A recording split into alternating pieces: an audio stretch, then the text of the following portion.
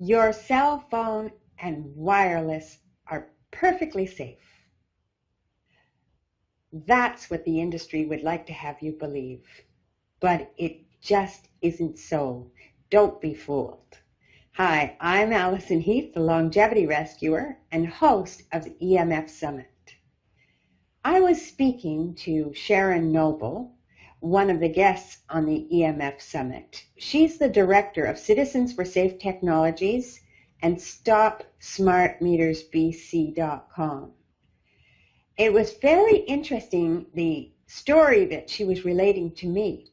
She was saying that cardiologists are noticing an increase in heart arrhythmia that has expanded exponentially over the last few years.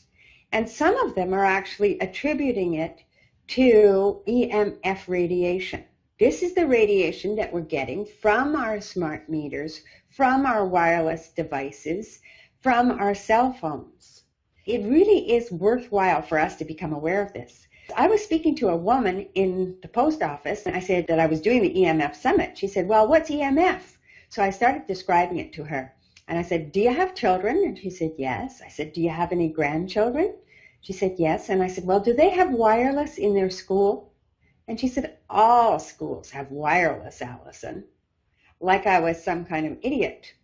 And it's interesting because some countries are removing wireless from their schools.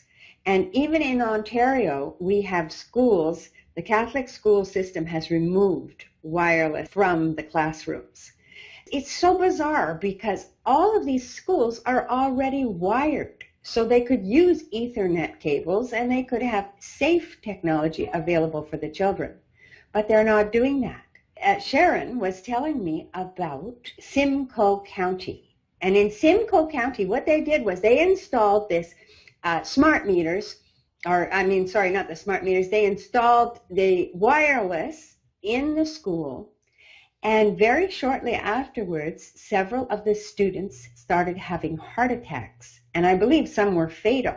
Dr. Magda Havas, who's another guest on the EMFsummit, she suggested to one of the parents of a child who was having heart arrhythmia and was going to need to go in for an operation for a pacemaker. She said to the father, she said, listen, before you take your child in for an operation for a pacemaker, because that's something you really want to avoid in a young person, and she said, before you do that, why don't you keep the child away from school for a few days, turn off the wireless in your home, get rid of the wireless, use wired with Ethernet cable computers. The father did. Lo and behold, didn't the child recover? Now, that's a pretty good indicator if ever there was one. It would be of our better interest not to use wireless in schools. You see, there's something called the precautionary principle. This means taking precautions, being aware that this technology could be harming our health, and taking precautions in our use of it before it's proven, quote unquote. Because you see, what's happening is there's so many studies that were done by credible scientists, like Dr. Henry Lai, he proved that there was neurological damage happening to the DNA from EMF radiation at low levels. He was discredited. They tried to get him fired. All these different things happened in his life for stepping out, standing up, and speaking. So many of the physicians are afraid to speak. Some of the scientists are really concerned because their funding is going to dry up and they depend on that funding to go forward.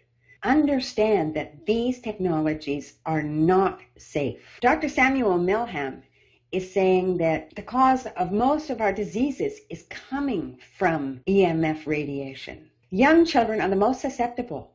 Young children, elderly people, and the ill and infirm. These are the people that are going to be the most exposed, and a hospital environment is full of electromagnetic radiation.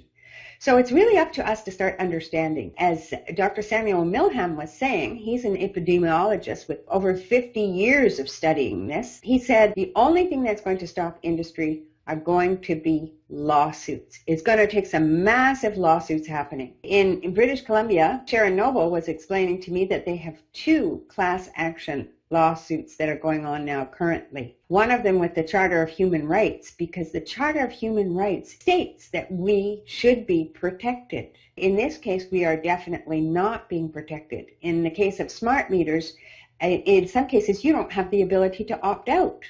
And yet, people are coming with notes from their doctors saying that they cannot be exposed to electromagnetic radiation, such as these smart meters are pulsing out all the time. This is being ignored by the hydro company. They're just installing the meter anyway. So that's an infringement of the Human Rights Charter. For this reason, there's a lawsuit. More countries are becoming aware. More countries are stepping up. The citizens are going to be the one. It's only going to be the citizens.